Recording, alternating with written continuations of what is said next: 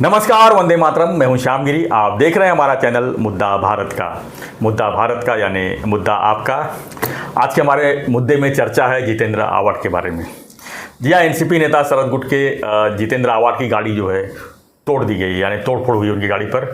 स्वराज संगठन ने इसकी जिम्मेदारी लेते हुए और उनके ऊपर जो है हमला किया और इसके बाद जो है महाराष्ट्र सहित मुंबई थाने में जो है राजनीतिक हलचल थोड़ा तेज हो गई। लेकिन सवाल ये उठता है कि जितेंद्र आवाड की गाड़ी हमेशा टारगेट पर क्यों रहती है, क्यों वो हिंदू संगठन उनके पीछे हमेशा पड़े रहते हैं। सवाल एक ही है कि वो कलवा मुमरा विधानसभा से विधायक हैं, नो डाउट वहाँ मुस्लिम संगठन ज़्यादा है।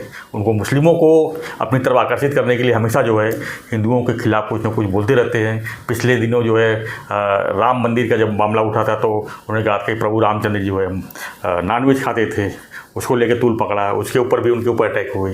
तो ये जो है जितेंद्र आवाड जी जो है लगातार क्यों सुर्खियों बटोरने के लिए करते हैं या कुछ और उनके मन में रहती है कि पवार साहब को खुश करने का भी एक ये जरिया है। हम तत्ते साहब से पूछेंगे। हाँ, मगर हमेशा की तरह मैं ये इनके भी दोस्त हैं। जितेंद्र मेरा दोस्त है, मित्र है, मगर 30-35 साल से हैं और उतनी ही लंबी दोस्ती इनकी है। और वो गाड़ी टूटने फूटने के बाद यही जाके मिले उसको बात की है। बताइए, हम तो बताइए 25 साल से सबके दोस्त हैं। नहीं, और सबके नहीं, आप जितेंद्र के खास दोस्त। आवाड साहब तो मेरे घर से मुश्किल से 1 किलोमीटर दूरी पे है। हाँ। तो आते जाते सब देखते रहता हूँ क्या हलचल है, क्या है, नहीं क्या। बोलो ना, सब रहता है। क्या लगता है आपको? सर मैं कई बार जितेंद्र आवाड का स्पेशलिस्ट थाना में यही है। अच्छा, आप नहीं, आप भी तो नहीं, मैं सबका स्पेशलिस्ट हूँ। मैं वो जनरल प्रैक्टिशनर होता मैं सबका वैसे खाली आवाड साहब का ही नहीं हूँ, मैं सबका स्पेशलिस्ट हूँ। सिंधे साहब का भी स्पेशलिस्ट हूँ और भी जो थाना में नेता है, मुंबई में नेता है, उनका भी स्पेशलिस्ट हूँ। तो ऐसा कुछ कोई ब्रांड नहीं है के ऊपर। हाँ, लेकिन यही है सर, सबसे बड़ा कारण यही है कि जितेंद्र आवाड जो है कलवा मुमरा से विधायक हैं और वहाँ पर उनका काम भी अच्छा है। और अगर वो ऐसे कहा जाता है कि वो अपक्ष में खड़ा रहेंगे तो वहाँ से चुन के आते हैं। ये अभी देखिएगा ना 2014 में नजीबुल्ला, हाँ, उसके अजीत दादा के गुट से वो खड़ा हो रहा है उनकी। 2014 में मोदी लहर थी तो भी वो जीत के आए, 2019 में भी जीत के आए, अब 2024 की पारी है। नो डाउट तो उनके सहयोगी जो है उनके विरोध में खड़ा होने वाले हैं। नजीबुल्ला उनका ही खास शिष्य था, वहाँ पर भी शिष्य ही गुरु के खिलाफ रहते, गुरु शिष्य की लड़ाई हो जाएगी बाप बेटे के खिलाफ। और लेकिन आवाड साहब का मैं खासियत देखा हूँ मैं कि हमेशा जो है हेडलाइन में बने रहते हैं शुरू से। मैं पिछले 25 साल से गौर कर रहा हूँ। मैं जब मैं इन मुंबई में था, उसके बाद IBN7 में था, तो मैं लगातार उनका जो है इंटरव्यू करते रहता हूँ। मैं अभी भी मतलब करूँगा। लेकिन उनका एक खासियत रहा है कि कुछ न कुछ इस तरह बात करना, सुर्खियाँ बटोरना, ये उनकी खासियत रही है। खासकर जब वो हेडलाइन में आते हैं तो बाकी जैसे पवार साहब है, बाकी लोग हैं, तो उनकी तो वाह होती होगी कि क्या बोला, क्या किया। बिंदास बोलने का जो आदत है उनके अंदर वो है। चैनलों में डिबेट हो। क्या आप जितेंद्र आवाड को शरद पवार कांग्रेस का संजय राउत बोलेंगे? बिल्कुल। क्या बात, ये बात संजय राउत बाद में है, पहले ये क्या बात है, संजय राउत जितेंद्र आवाड बन रहे हैं, ऐसा वो बोलूँगा। हाँ, लेकिन यहाँ पर गलती थोड़ा है कि हिंदुत्व के खिलाफ हिंदू होकर इतना अग्रेसिव नहीं होना चाहिए। उनका जो हमेशा विरोध जो है हिंदुओं के खिलाफ रहता है। कितना बार सब सोशल मीडिया पर जिसके जीते हुए दिन बन गए हैं। मैं क्या पूछता हूँ, वो हिंदुओं के खिलाफ है कि हिंदुओं में जो अंधश्रद्धा है, परंपरा है, प्रथा है, जो समाज घातक है, या शोषण है, जिसमें या तो विषमता है कि किसी को ऊंचा समझना, किसी को नीचा समझना वगैरह जो है, नहीं ऐसा, उसके खिलाफ वो है कि हिंदू धर्म के ही खिलाफ है। वो हिंदू धर्म के खिलाफ नहीं है, लेकिन मुस्लिमों को खुश करने के लिए हिंदुओं के खिलाफ कुछ बोलते हैं। आप कभी परसेंटेज उनके कॉन्स्टिट्यूंसी जो है जहाँ से वो चुन के आते हैं, वहाँ पे कितने % हिंदू और कितने % मुसलमान हैं, वो मालूम है आपको? वहाँ पर हिंदू कम से कम 30% होंगे, 70%। सर आप गलत है। नहीं, 60% हिंदू है, 40% मुसलमान है। जो 60% हिंदू आप बोल रहे हैं ना, कलवा की तरफ आप जो बोल रहे हैं, नहीं, उनकी कॉन्स्टिट्यूंसी में 60 कलवा मुमरा दोनों है ना सर, दोनों एरिया है। मैंने इसके ऊपर चेक किया गूगल पे। हाँ, तो 60% उनके यहाँ हिंदू है, 40%। हाँ, तो सर वही बात हो गई ना सर। क्या जो 40% मुस्लिम है वो 100% वोट देते हैं। जो 60% हिंदू वोट है वो उसमें से 20% देते होंगे, 40% बाहर। तो कौन बाहर हुआ? जहाँ 40% उनके मुसलमान खिलाफ हैं, जो खड़ा रहता है, अब तक हाँ। मुसलमान कौन खड़ा रहा है उनके? नहीं हो रहा था। सुभाष भोई रहा था ना पिछली बार, कौन रहा था? सुभाष भोई रहा था। सुभाष भोई नहीं, उसका टिकट काट गया था, हमारा बाबाजी पाटिल खड़ा था। हाँ, तो आवाट साहब का तो कैसा है? दो हिंदू खड़े हो गए तो क्या हो गया? वही ना सर, जो परसेंटेज वोट आप परसेंटेज आप देखेंगे तो वही। अच्छा, दूसरी वही बात कहती बोलता है। हूँ, आप जितेंद्र के करीब खाली करवा मुरा का नहीं, कोई भी अगर एरिया चलो, देख लीजिए, चलो, जहाँ वो- 40% मुस्लिम रहेंगे ठीक तो है। वही जीत के आएगा। हाँ चलो, सब मुसलमान उसको वोट देते हैं करके वो जीतता है, वो बात चलो बाजी मेरे को। हाँ। मेरे को बोलो, उसके घर में आप कई बार गए हैं? हाँ। दीवान खाने से लेके खाने के यहाँ तक, टेबल तक हम गए कई बार। आप भी गए? मैं तो खाना खाने का शौकीन हूँ, तो जाता ही हूँ उसके पास। तो आपने उसके घर में भगवान की मूर्तियाँ और पूजा साहित्य देखा है? हाँ, देखा है ना, है ना। वो पूजा करता है, करते हैं ना, क्यों नहीं करते? रोज करता है। यस। और वो जितने मंदिरों में जाता है, जितने मराठी उत्सव, सर अभी हमारा गोविंदा जो है, दही हंडी। वो क्या दही हंडी, वो दही हंडी मुस्लिम स्पेशलिस्ट था उत्सव उनका, है? उनका वो स्पेशलिस्ट क्या मुस्लिम उत्सव है? मुस्लिम दोनों जगह जाते हैं ना सर। नहीं, वो छोड़ो, मगर वो अगर एंटी हिंदू है तो उसकी एक्टिविटीज में गणेशोत्सव भी वो मैं करता हिंदू है। नहीं कह रहा हूँ उनको हिंदी हिंदू नहीं कह सर सकता। वो मंदिरों मुस्लिमों के को खुश इसमें करने के ज्यादा लिए, जंजाल में रहता है। वो मुस्लिम वोट पाने के लिए वो हिंदुओं को एक बारे में कुछ ना कुछ बोलते रहते हैं, ये उनका खासियत। वो हिंदुओं के बारे में बोलता है कि विशिष्ट व्यक्ति विशेष के बारे में बोलता है, ये भी आप मुझे बोलो। जनरल हिंदू ऐसा बोलता है जो राहुल गांधी बोलते हैं। वो बोला ना राहुल, अभी कल का हिंसाचारी जो कल का घटना हुआ उसमें क्या हुआ? स्वराज संगठन ने क्यों उनके ऊपर तोड़फोड़ की? क्योंकि सर उन्होंने बोला कि छत्रपति शाहू महाराज, जो महाराष्ट्र में शाहू फुले अम्बेडकर हम बोलते हैं, तो ये त्रिमूर्ति है जी। वो धर्मनिरपेक्षता की त्रिमूर्ति है, समता की त्रिमूर्ति है, बंधुभाव की त्रिमूर्ति है, सेक्युलरिज्म के वो प्रतीक है। और गरीब दलित शोषित समाज जो है उसकी उद्धार और उनका उन्नयन, उद्धार शब्द उनको पसंद नहीं होता है, उन्नयन के लिए अपनी जान तक कुर्बान करने वाले महान व्यक्ति है। उनकी एक महाराष्ट्र में अलग पहचान है। तो ये जो संभाजी राजे है, संभाजी राजे साहब का मेरा तो इतना एक क्या बोलते हैं चमत्कार जैसा ये हुआ था कि संजय राउत की बेटी की शादी में मैं गया था, तो मैंने सामने एक ऐसी व्यक्ति देखी कि जिनका ऐसा व्यक्तिमत्व देख के मैं बोला कहाँ के राजा है क्या? मुझे मालूम नहीं था वो संभाजी राजा है करके। तो कहाँ का राजा है, क्या तेज है इनके चेहरे पे, अलग ही एक प्रसन्नता है और कुछ खानदानी चीज़ है। तो तभी उन्होंने मेरी ओर देखा। मैं रशियन ड्रेस में गया था उस दिन, रशियन टोपी भी पहन के। तो उन्होंने बाजू वाले से बोला कि वो कौन खड़े हैं? तो संजय राउत ही बाजू में था। तो संजय राउत बोले मेरा मित्र अनिल ठत्ते हैं। वो बोले मैं उनसे मिलना चाहता हूँ।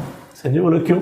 बोले मैंने आज तक इतने शादियों में गया, इतने जगह गया, ऐसा पर्सनैलिटी देखा नहीं है, अजीब, मैं उनको मिलना चाहता हूँ। तो संजय ने मुझे ये किया इशारा, तो मैं उनके पास गया। मैं बोला तू ओळखते है ना? मिलते नहीं। मैं संभाजी महाराज, बाप रे, मैं तुरंत उनके पाँव छू लिए। मैं बोला छत्रपति शिवाजी महाराज के वंशज, छत्रपति शाहू महाराज के वंशज, अभी इससे मेरा भाग्य क्या होगा कि आपके दर्शन हो गए। आप दिखाई नहीं देते, आप दर्शन देते हैं। तो वो भी बहुत भावुक हो गए। वो बोले हम बैठेंगे, मिलेंगे एक बार। मैं बोला आप अद्भुत व्यक्तित्व है आपका। एक किसी संत या महंत के चेहरे पर जो शांति रहती है, एक सात्विकता रहती है और तेज भी रहता है, वो आप में है। मैं बोला मैं बहुत प्रभावित हो गया, मैं आऊँगा आपके पास, हम मिलेंगे वगैरह वगैरह।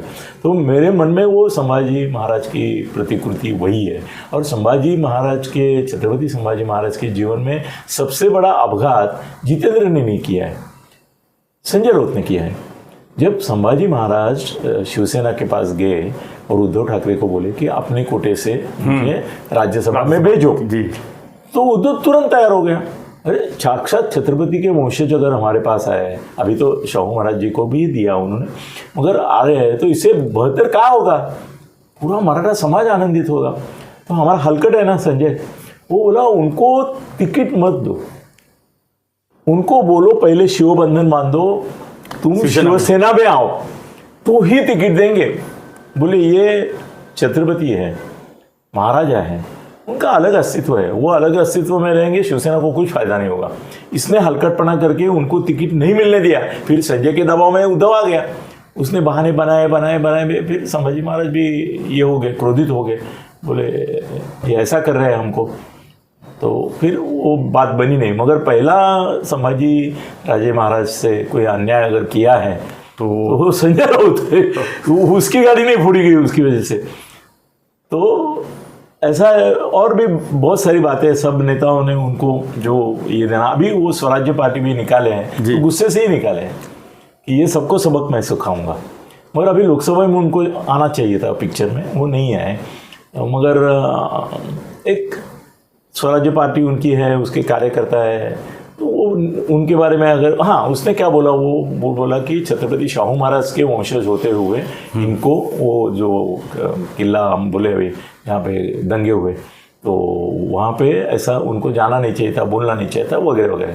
तो उसका उनका वो अपमान है समझ के, हाँ हो गया। तो सर कैसे है ना, इसमें दो बातें हैं। एक बात है, आपकी गाड़ी कभी फूटी गई है? नहीं, मेरी 10 बार गाड़ी फूटी है और 2 बार सर फूटा है। सर ये गाड़ी फूटना वगैरह जो रहता है ना, जब तक आप मरते नहीं है ना, तब तक ये सब फायदेमंद रहते हैं।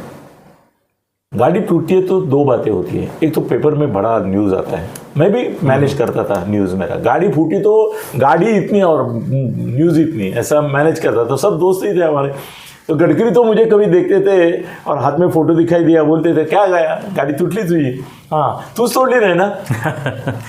क्योंकि उनको डाउट आता था ये स्टंट करने के लिए कुछ भी कर सकता है, अपने लोगों को मारेगा। मेरा एक दोस्त है, वो तो अपनी गाड़ी, उसका पुलिस प्रोटेक्शन है, वो जब निकलता है तो अपनी गाड़ी तोड़ लेता है और पुलिस प्रोटेक्शन लेता है। सर इसमें क्या हो गया अभी, इसमें और एक बात है कि सर ये गाड़ी भी फूटती है ना, सर नहीं फूटता है तब तक ठीक है, आपको फिजिकल हार्म नहीं हुआ और गाड़ी टूटी ना तो मज़ा आता है।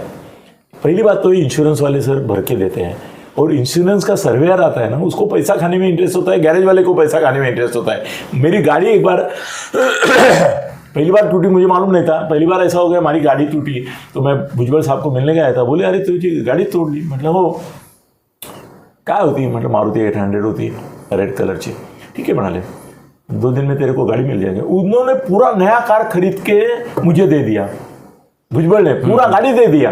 आज तक मैं बोला एक बार 15 गाड़ी हुई, हर बार किसी ने मुझे दिया है। अभी कुबेर की 3 गाड़ियां हैं मेरे पास। तो सर फोड़ने का वेट कर रहे हैं। हाँ फोड़ेंगे ना कभी, अभी ऐसा बोलता है तो कोई तो फोड़ेगा जी। तो सर कैसा है ना कि गाड़ी फूटती है तो मैं पहली बार भुजबल साहब ने गाड़ी मुझे दी, इसलिए इंश्योरेंस वगैरह का क्यों नहीं बंगाल में भेज दी। दूसरी बार गाड़ी फूटी तो सर्वेयर आया, मुझे बोला सर आप गाड़ी का खाली कांच फूटा है, उसका 25-30 हज़ार मिलेगा आपको। एक काम करो आप, ये आपकी सब जो कुशन सीट्स वगैरह है ना, सब तोड़ फोड़ डालो, आपका टेंजिस उस समय वो रहता था ना, वो भी निकाल के फोड़ डालो, आप ही फोड़ो। मैं बोला उससे क्या होगा? वो बोला 1.5-2 लाख का बिल बनाते हैं। मैं बोला उससे क्या फ़ायदा होगा? वो बोला उसमें आपकी गाड़ी नहीं बन जाएगी, बिल्कुल नहीं मिलेगी आपको, सीट्स कुशन रेडियो ये वो सब नया मिलेगा आपको, जितनी चीज़ें बदलनी है वो सब उसमें डाल देते हैं। सर उसने 25 हज़ार के नुकसान के अगेंस्ट सर्वेयर ने गैरेज वाले से मिलकर 1.5 या 2 लाख का बिल बनाया, और गाड़ी 90 हज़ार की थी।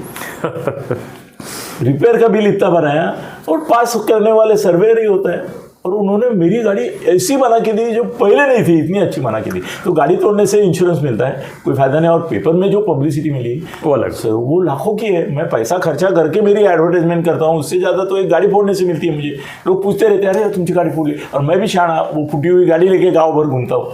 तो 2 दिन मतलब जितेंद्र आवाड़ के लिए अच्छा, जितेंद्र आवाड़ के लिए अच्छा हो गया, अच्छा हो गया। गाड़ी फूटी है, कोई उसका सर फूटा नहीं है, नहीं तो बाकी नेता भी दूसरी बात शुरू करेंगे फिर अब कल से। सर करते हैं ना, कितने नेता सर, जितने नेताओं की गाड़ी फूटती है ना, वो इंश्योरेंस से टाका भिड़ा के पैसा ज्यादा ही लेते हैं, मतलब खुद को सेटिंग करा के तोड़वाते हैं, कुछ करते हैं ना। जैसे मेरे मित्र 1-2 वो तो तोड़वाते ही है, मगर ऐसा भी होता है कि लोगों को भी तोड़ने का, लेकिन आजकल सीसीटीवी कैमरा लग गया है तो इससे थोड़ा सा तोड़ने वाला पता चलता है। हाँ नहीं, और ये इनका क्या है ना, ये अभी संभाजी महाराज के जो लोग थे ना, उनको भागना नहीं था ना, उनको दिखाना ही था कि भाई हमने आपने अपमान किया है करके किया है। मगर और एक कमतरता सर ध्यान में आई, पुलिस की और उसकी गाड़ी में 10 फुट का अंतर था, मगर फिर भी पुलिस उसको बचा नहीं सकी। अभी ये अगर पत्थर मारा ठीक है, कोई फर्क नहीं पड़ता, गाड़ी फूटी ये फूटा, और आजकल क्या है ना, उसका एक तरीका दोस्तों मैं आपको बताता हूँ। आप ना काला कांच को बंदी है ना जी, हाँ, तो आप व्हाइट पेपर पारदर्शक जो रहता है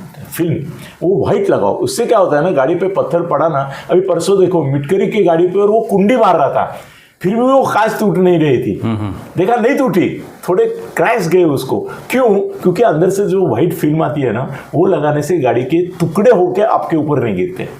आपकी गाड़ी तोड़ने की अगर संभावना है तो एक व्हाइट फिल्म लगा दो, उससे वो चिपक रहते हैं एक दूसरे से, ऐसा खर्र करके बदन पे। मैंने बाद में वो सीखा सब। तो व्हाइट फिल्म लगा के रखो, अपनी गाड़ी तोड़ने का संभावना है तो। सर एक्सीडेंट में भी फायदा होता है, नहीं तो गाड़ी का कहना करके एकदम सब चूरा हो जाता है, चूरा हो जाता है, तो वो नहीं होता है, आप जख्मी नहीं होते कांच से।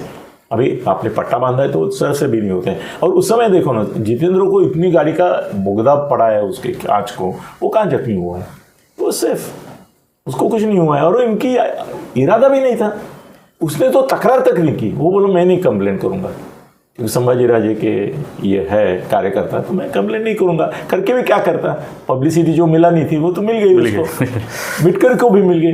अभी इनको तो ZY सिक्योरिटी मिल गई होगी, इसको तो है। मगर वो बात भी मैं समझ गया सर, इसके पहले भी मैंने देखा है कि पुलिस की गाड़ी साथ में होते हुए भी वो एक्सीडेंट से नहीं बचा सकते और हमले से भी नहीं बचा सकते। सर वो तुम्हारा आदित्य कौन मारा गया है इसमें, उत्तर प्रदेश में टीवी के चैनल आतिक अहमद। सो उसके आगे पीछे 50 गाड़ियां थी पुलिस की, बॉडीगार्ड थे सब 50, और उसके खुद के भी थे। अब फिर भी उसको चैनल और के टीवी वालों ने मार दिया। क्लीन चिट मिल गया पुलिस वालों को। सर पुलिस का भी ऐसे समय नहीं उपयोग होता है, मगर जितेंद्र के लिए भी अच्छा हुआ। और छत्रपति संभाजी महाराज जो है ना, वो इस नेचर के नहीं है, वो बहुत शांत और एकदम सुशील ये है, नेता है। अभी उनको अच्छा है सर, कैसे मैं बोलता हूँ, राज ठाकरे के लोग अगर गाड़ी फोड़ेंगे नहीं, तोड़ेंगे नहीं, तो राज ठाकरे के लोग लगेंगे भी नहीं ना। राज ठाकरे अगर सत्ता के साथ में रहेंगे तो सर राज ठाकरे नहीं, राज ठाकरे प्रति सरकारी होने चाहिए। अच्छा हो गया संभाजी राजे के महाराज के पास भी ऐसे कुछ है लोग कि जो गाड़ी वाड़ी तोड़ने फोड़ने में माहिर है, तो अच्छा है। कार्यकर्ता ऐसा ही होना चाहिए नेता का, तो इनके लिए भी अच्छा हो गया, उनके लिए भी अच्छा होगा। अब लोग थोड़ा उनसे बात करते समय डरेंगे भी, नहीं तो उनसे डरने वाले कोई नहीं, प्यार करने वाले हजारों लाखों होंगे। लेकिन जितेंद्र आवाड जो है हमेशा सुर्खियों में पाने के लिए कुछ ना कुछ तो उनके हादसे होते ही रहते हैं। नहीं, हादसे उसकी नसीब है सर, नसीब, वो नसीबवान आदमी है। कुछ नहीं है, वो गाड़ी में अपने CM साहब बैठ रहे हैं, सामने देख रहे हैं कि एक उनका फंक्शन है, उसके लिए वो जा रहा है। एक औरत है, वो CM साहब की गाड़ी के आगे जा रही है, तो उसको वो बोलता है अरे टाइम आगे हो, अरे टाइम आगे हो गया, चढ़ेगा नहीं। अरे उसके ऊपर विनय भंग का आरोप लगा, वो इतना दुखी हुआ। मैं मिला था उसको उस समय, वो बोला मेरे ऊपर मर्डर का आरोप आता तो वही चलता, विनय भंग औरत का, और वो भी CM साहब देख रहे हैं उधर से कि मैं उनकी ही गाड़ी को जगह देने के लिए हटा रहा हूँ। बोले क्या इससे मैं बोला मैं मरने लायक हो गए, मेरे ऊपर विनय भंग। मैं बोला औरतों से मेरा बर्ताव कैसा है ये सब जानते हैं, फिर भी मेरे ऊपर कर दिया केस। लेकिन कुछ ऐसी चीज़ें की ना उन्होंने कि जो कि नहीं करना चाहिए, जैसे कुरमुसे वाला मैटर देखिए। सर आनंद दिघे क्या करते थे, ऐसे तो 100 अनंत कुरमुसे ने मार खाई होगी दिघे साहब से। भाई मेरा केबल वाला था, उस केबल के ऊपर दिघे साहब के खिलाफ कुछ आया था।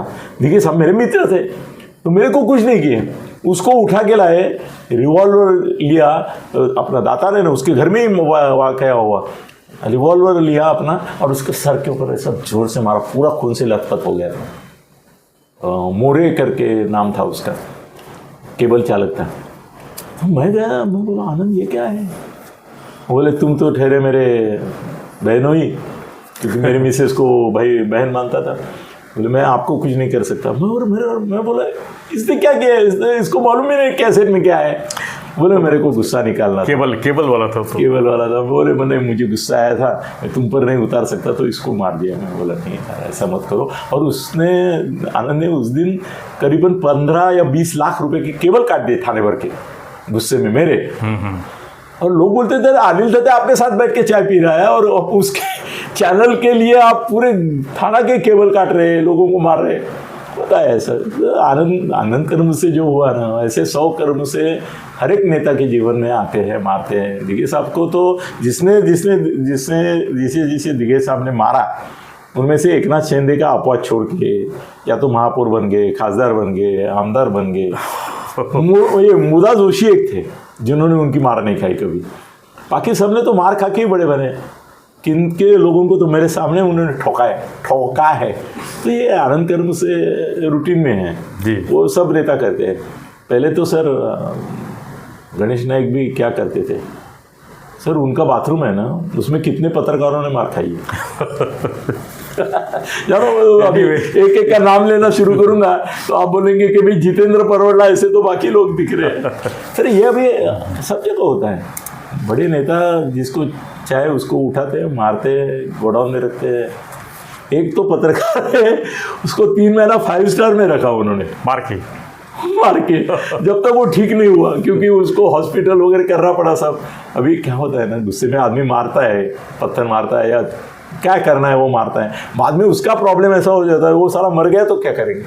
हमारे एक दोस्त ने एक पत्रकार को इतना मारा कि वो हॉस्पिटल में एडमिट हो गया और सीरियस हो गया, आईसीयू में रहा। तो डॉक्टर को बोल के उन्होंने वो निपटा लिया, सब केस नहीं बनने दिया, पुलिस तक जाने नहीं दिया। वो ठीक होने के बाद बोलता है मुझे ये करना है, रेस्ट करना है। तो बोले कहाँ करना है? वो बोला तुम्हारा ये कालीना में कौन सा होटल है अपना, जिसमें ये संजय राउत का सूट है, बड़ा डीलक्स सूट है, क्या है, हयात ना, ग्रैंड हयात। तो उसमें संजय का 2-3 हज़ार फुट का परमानेंट सूट है। तो उस होटल में उसको रखा पत्रकार को 3 महीने में रेस खत्म करके हुआ ऐसा टुटुड़ित होकर बाहर निकला। बोला अच्छा हो गया उसने मुझे मारा। मैं बोला मर जाता साले तू। बोला नहीं, मगर अभी मैं नाताओं को भी बोलता है कि मरने तक किसी को मत मारो, अटेम्प्ट टू मर्डर नहीं आना चाहिए। गाड़ी भी फोड़ो, कोई फर्क पड़ता नहीं है, इंश्योरेंस करता है सर। और आपने जैसे क्या गाड़ी फोड़ा तो साले 10 लोग आते हैं, चल हम तुमको गाड़ी देते हैं, और हमारा कुबेर तो 10 लोगों को गाड़ी देने का। चलो ठीक है सर। जितेंद्र है ना, वो भी अवलिया है, वो भी उसको और संजय राउत को क्या है ना कि उनके मुंह से वो भी नहीं निकलेगी, शिवी निकलेगी, ऐसी दोनों की आदत है, आदत से मजबूर है वो। और उनको क्या है ना कि सिक्युलर दिखाने के लिए कुछ करना पड़ता है, इसके लिए वो करते हैं और उनको अप्रिसिएशन मिलता है। अभी देखो मेरे ख्याल से सुप्रिया ताई, पवार साहब ने तो तुरंत फोन किया होगा उसको, अरे काय झालं बाबा वगैरह। उनको भी मालूम है क्योंकि उन्होंने सब, मैंने भी वो वीडियो देखा ना, तो उसकी गाड़ी के शीशे तोड़ के वो अपना काम हो गया करके पीछे निकले, पुलिस भी उतरा और गाड़ी में बैठ गया क्योंकि इनकी गाड़ी भगा दी गई, निकल गई। उसमें ऐसा भी हुआ होगा, जितेंद्र बोला अरे थांबा बघूया काय करतात, कारण 3च होती, 3 का 4च होते, 3-4 ते भारी पण पडू शकत होते आणि त्यांची पण पोरं असतात ना सर। जितेंद्रची असं सांगतात लोक, हां किमान 10,000 मुलं कळवा मोगळा परिसरात आहेत, 10,000, त्यातली 1,000 त्याचे पेड वर्कर आहेत। 1,000 लोकांना तो पोसतो मतलब पोसतो। अभी ये 1,000 लड़कों को पता चलेगा कि भाई जितेंद्र के ऊपर हमला हुआ है, तो ये बेचारे 4 है, उनकी कैसे बचाए इसकी चिंता मुझे होती। मगर संभाजी राजे साहब का, महाराज का नेचर नहीं है वो, मगर अच्छा है उनके पास भी ऐसे कार्य करता है। दोनों तरफ से ये चलता रहना चाहिए, मगर खून खराबा नहीं करना चाहिए, होना चाहिए, खड़ा खटाक होना चाहिए। मनसे वालों को दरवाज़ा तोड़ना चाहिए, ये करना चाहिए, मारना नहीं चाहिए, बस इतनी मेरी शर्त है। तो ये जो हुआ वो अच्छा हुआ, हेडलाइन आ गया, फिर क्या चाहिए। जितेंद्र वोट बढ़े, चुनाव का माहौल है, वोट बढ़े कम से कम 10%। फ्रेंड्स आपकी क्या प्रतिक्रिया है इस पर हमें कमेंट बॉक्स में लिखिए और चैनल को लाइक शेयर सब्सक्राइब जरूर करिए। मजे लीजिए, दुनिया में कुछ भी हो जाए। एक बार एक हल तो गाड़ी तोड़ रहे थे तो मैं अंदर था, गाड़ी तोड़ रहे थे तो मैं अंदर था। मैं सोचा अभी साली चारों ओर से, और मैं फिल्म की वजह से बच रहा था।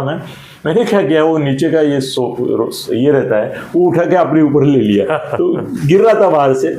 उनको भी मुझे मारना नहीं था ना, अभी जितेंद्र को मारना थोड़ा था इनको, वो तो पीछे से मारा, पीछे ग्लास टूटा है। हाँ नहीं, और उनको ये करने का अमोल मिटकरी के मारना नहीं था, उनको मालूम था अंदर बैठा है अमोल मिटकरी। और सर उसके उल्टा ज़्यादा लोग थे, अमोल मिटकरी को रोकने वाले थे ना, वो एक जो जाड़िया था ना, वो तो ऐसे 10 लोगों को मार सकता है, ऐसा आदमी था, पुलिस के बाजू में खड़ा था।